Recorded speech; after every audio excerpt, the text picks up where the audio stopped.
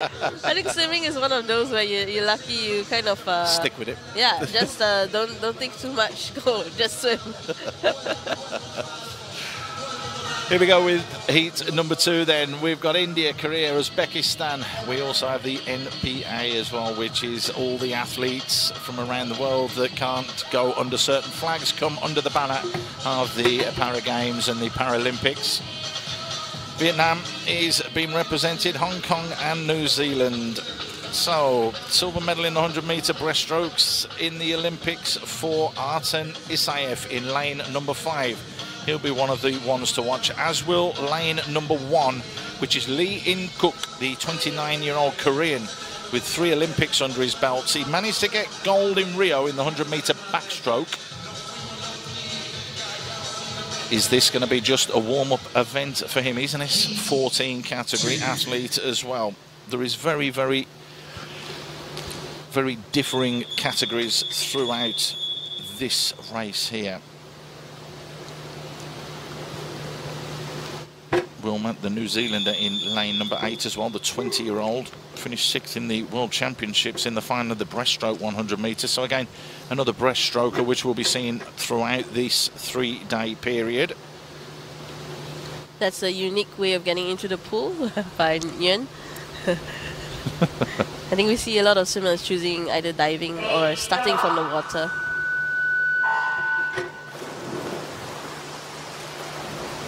Right. And they're going, one of the youngest athletes in this round of competitions is going to be is swimming in lane 2, Sador Bakhtiarov, the youngster who will be interesting to see how he goes, because Uzbekistan have sent quite a few athletes here to Singapore for this, the City Para Swimming World Series Singapore 2024 event.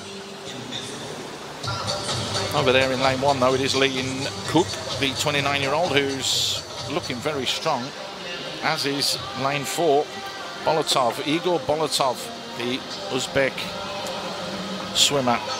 In lane 9, Karachun made the final in 2020, the Tokyo Olympics, in the 4x100 freestyle, where Hong Kong finished 5th, and he's finished strong as well. But he hasn't finished as strong as the Uzbek athlete in the middle. Bolotov is currently leading, but again, it's about the points system. And there we can see clearly now those 800s and the 700s from what we saw in that earlier heat, the 350s, the 400s, that's not going to be enough to get through to the finals, is it? Very unlikely. I think you see quite a number of 800s in this heat, and it'll be interesting to see in the next couple of heats just how much faster the other swimmers are going to get. Well, we've got another 40 athletes after this one. That's a lot. It is a lot. I nearly ran out of paper last night writing everybody's names and all the information down.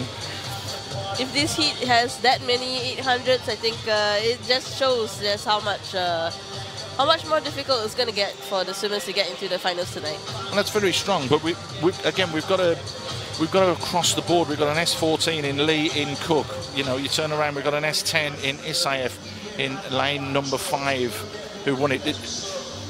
It's unbelievable how it can all work and it all comes together, and it does work. Yeah, I think it's a fair way to do this, right? I think when you have swimmers of different abilities and different disabilities, you can't possibly get them all to swim against each other. So that's where the classification comes in. And by having this multi-class race format, it makes it possible to put different classifications together to race. And I think it makes it more interesting. It does make it very interesting. One of the oldest athletes there, Nguyen Man Phu, the 41-year-old, coming home at the end.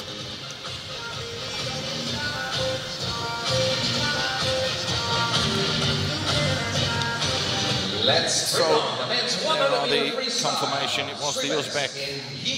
It was the man that took the points in that one, Bolotov, Egor Bolotov. So keep an eye on him, because that was a big number, 883. It's definitely one to keep an eye on, without a doubt.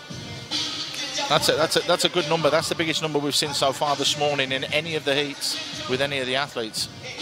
Yeah, you've been keeping track. I haven't. There you can see 54.17, and that is a very, very strong, fast time from him.